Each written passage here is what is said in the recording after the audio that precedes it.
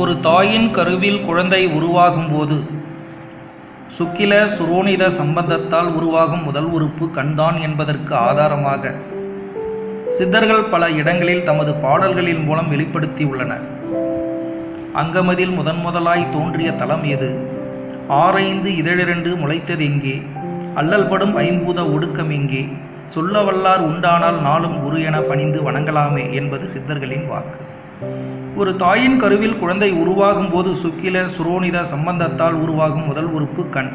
பின் அது இரண்டாக பிரிந்து அங்குள்ள உஷ்ணத்தால் வெதுப்பி பிண்ட உற்பத்தியாகிறது.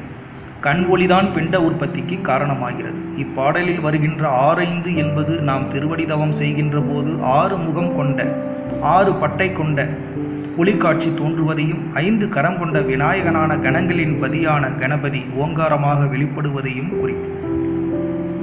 2 இதழ்கள் என்பது மலரின் இதழ்கள் போன்று மென்மையான நமது 2 கண்மணிகளில் ஜோதி துளங்குவதை குறிப்பதாகும். ஐம்பூதங்களும் நமது கண்ணில் உள்ளது. இதனைத்தான் ஐம்பூத ஒடுக்கம் என்றனர். எப்படியெனில் கண்ணில் உள்ள சதை மண்ணம்சம், கண்ணீர் நீர் அம்சம். கண்ணீர் சில சமயம் சூடாக இருப்பதை நாம் அறியலாம்.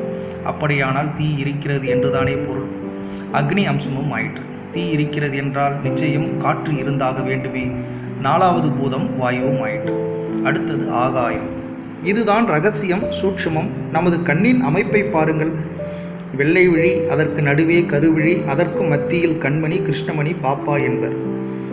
கண்மணி கருவிழியின் மத்தியில், கருவிழியின் உள் கருவிழியை தொடாமல் அந்தரத்தில் இருக்கிறது. அங்கே இருக்குது வான்வெளி, வெட்டவெளி, அதுவே ஆகாயம். இப்படி ஐம்பூதங்களும் ஒரே இடத்தில் இருப்பது கண்ணில் மட்டுமே. இதனைத்தான் ஐம்பூத ஒடுக்கம் கண்ணிலே என்று சித்தர்கள் குறிப்பிட்டு உள்ளனர். சிவவாக்கியர் தமது பாடலில் கருத்தரித்த போது முதலில் உருவான உறுப்பு கண்தான் என்பதை, கருத்தரித்து உதித்த போது கான் 2 கண்களாய் கருத்தினின்று உதித்ததே கபாலம் ஏந்தும் நாதனே என்று பாடியுள்ளார்.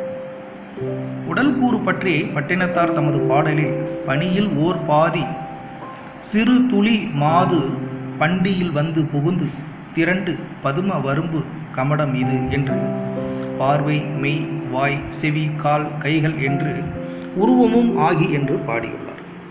தாயின் கருவில் முதலில் உருவாகும் உறுப்பு கண்தான் என்பதற்கு இவ்வாறு பல ஞானிகளின் பாடல்களை உதாரணம் காட்டலாம்.